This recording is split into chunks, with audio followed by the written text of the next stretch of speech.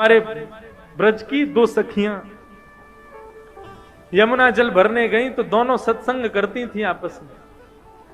दोनों आपस में कहे, बोले भैया हमने कन्हैया की कथा तो बहुत सुनी लेकिन कन्हैया कभी देखे नहीं है। दूसरी बोली, अरे कन्हैया पता हो कहां रहे? बोले कहां रहे? वो संतन के पास रहे कन्हैया। अच्छा, बोले कहां पे? वो संतन के संग झोली रहे ना, वह झोली में बैठो रहे अंदर कन्हैया। अच्छा, कब मिलेगो हमें, कब दर्शन देगो झोली ते निकल के? तभी एक संत वहां पर आकर के यमुना किनारे बैठे, उन्होंने अपना झोली कमंडल सब उतार के वहां रख दिया और स्वयं यमुना जी में स्नान करने चले गए। अब तो दोनों सखी बोली, बोले भैया या की कमंडल या की झोली में जरूर कन्हैया बैठे होंगे, चल चल के दर्शन करें। बोले कहीं संत निकल के नहीं आ जाए। बोले अरे जितने में आवे को इतने तो हम देख के वाकू भाग जाएंगे। अब संत की झोली खोली, झोली में खूब सारे ग्रंथ निकले, ग्रंथों को निकाला, आदि आदि सब निकाले। नन्हे से डिब्बे में डिब्बा खोल करके देखा, डिब्बे में से कपड़ा हटाया तो लड्डू गोपाल उसमें विराजमान। अब तो सखियां दोनों आपस में, देख देख गोपाल जी, देखी बैठो कन्हैया।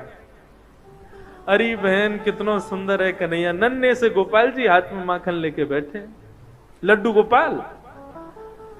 बोले सुन सुन, डिब्बा में बैठे, जल्दी बाहर निकाल। अब जैसे ही बाहर निकाले तो दूसरी सखी बोली, देख कन्हैया डिब्बा में बैठे बैठे उनके हाथ पांव कैसे सिकुड़ गए हैं।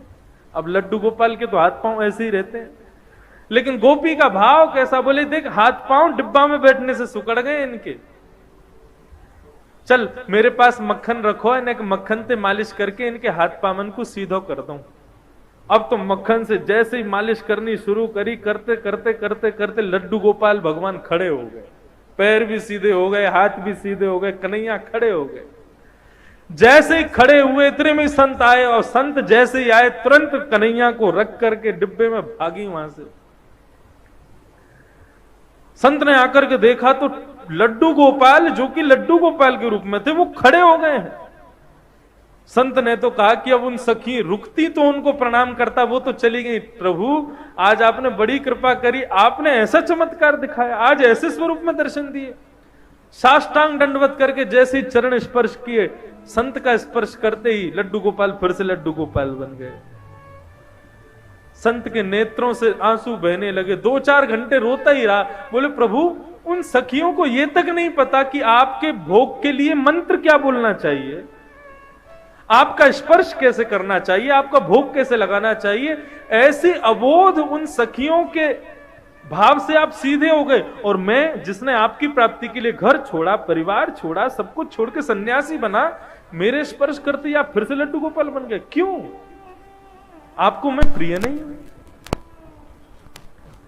भगवान बोले अब तो बोलना ही पड़ेगा। तुरंत गोपाल जी बोलने लगे, बोले देखो हम आपके पास रहते हैं क्योंकि आप भाव से हमारी सेवा करते हो, लेकिन आप सदैव हमको मूर्ति मानते हो। उन सखियों ने हमको मूर्ति नहीं माना, इसलिए हम खड़े हो गए। ये मूर्ति भाव अपने हृदय से निकाल दो। हम सदैव आपसे भी बात करेंगे। भागवत में आदि ग्रंथों में कितनी जगह कहा गया है कि अपने घर में अविराजित अपने लड्डू गोपाल को कभी मूर्ति नहीं समझना चाहिए। वो साक्षात ठाकुर जी, साक्षात कन्हैया।